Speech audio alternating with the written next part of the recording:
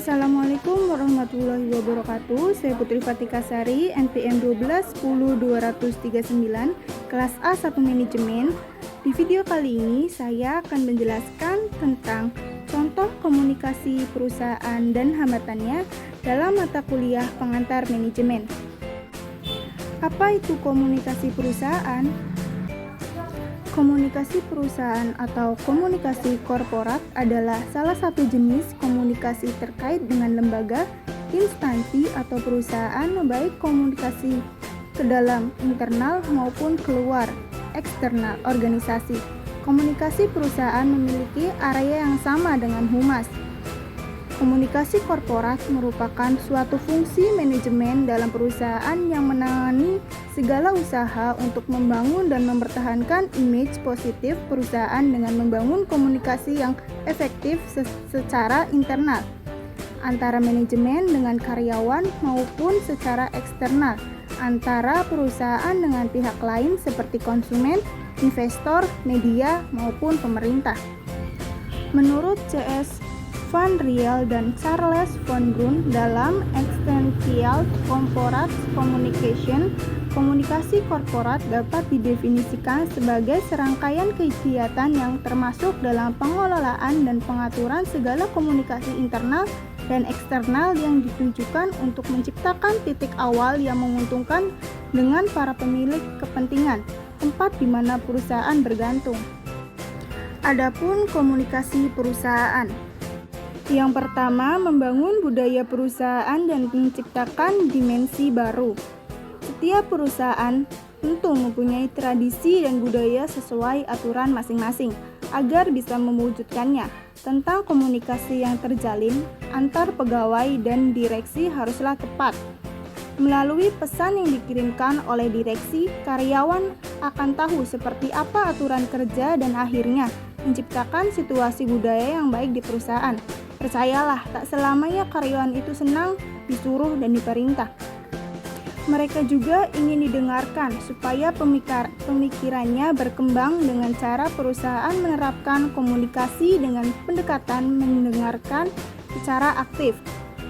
Untuk itulah dengan komunikasi yang tepat, para pegawai ini bisa menciptakan dimensi baru atas pemahamannya pada perusahaan. Mereka akan yakin kalau kantor bukan hanya tempat kerja, tapi juga berbagi pemikiran.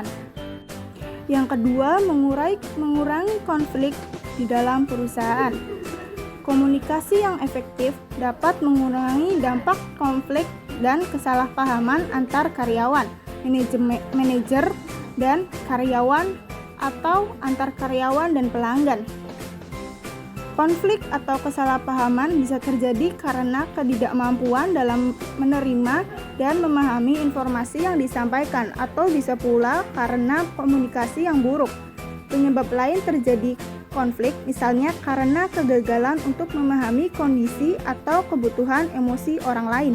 Bisa jadi mereka dalam kondisi merasa diabaikan atau tak didengar. Dampak konflik harus segera ditangani dengan menggunakan manajemen konflik yang tepat. Contoh komunikasi perusahaan. Yang pertama ada komunikasi vertikal. Contoh komunikasi vertikal yang pertama yaitu komunikasi antar karyawan dengan supervisor. Dua, selanjutnya yaitu pimpinan memberikan instruksi, petunjuk, informasi, penjelasan, dan perintah. Yang ketiga, pengumuman dari seorang direktur kepada manajer. Yang keempat, rapat. Yang kelima, karyawan memberikan laporan kepada atasan. Dan yang keenam, staf yang memberikan saran dan kritikan kepada pimpinan. Yang kedua, ada komunikasi horizontal. Yang pertama, ada komunikasi sesama direktur, yaitu dalam perusahaan komunikasi horizontal bisa terjadi antar direktur. Umumnya ini terjadi ketika akan mendiskusikan hal-hal terkait dengan kebijakan yang ada di dalam perusahaan. Dan yang kedua, komunikasi sesama supervisor. Sesama supervisor umumnya akan saling berkoordinasi untuk mengawasi unitnya di mana ada permasalahan atau hal-hal lain yang perlu didiskusikan. Dan yang ketiga, komunikasi sesama manajer. di setiap unit dalam perusahaan tentunya mempunyai tugas pokok dan fungsi yang berbeda.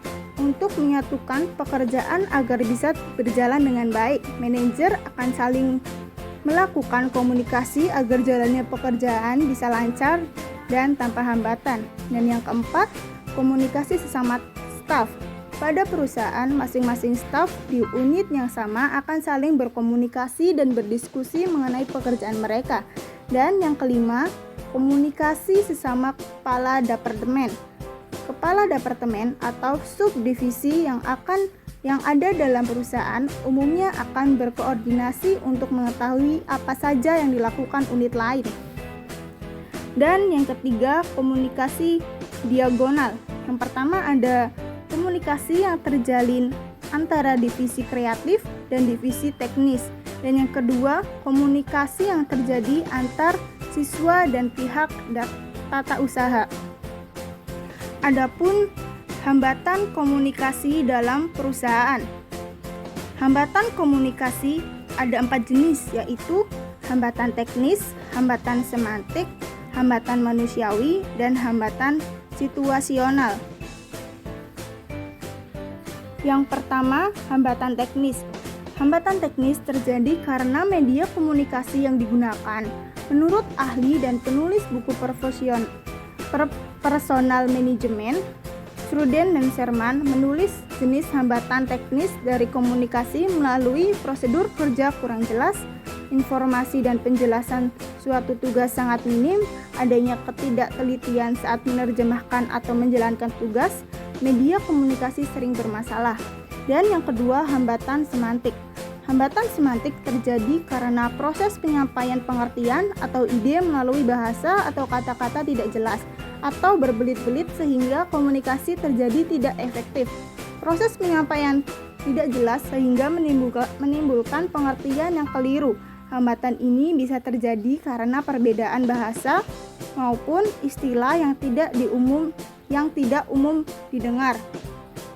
Dan yang ketiga, hambatan manusiawi. Hambatan manusiawi terjadi karena adanya keterlibatan antara faktor yang dimiliki setiap individu, yang dimana menjadi 2 faktor, yaitu faktor individual, adanya perbedaan emosi, persepsi pribadi, umur, status, penyaringan, informasi, dan keterampilan seorang individu dalam perusahaan.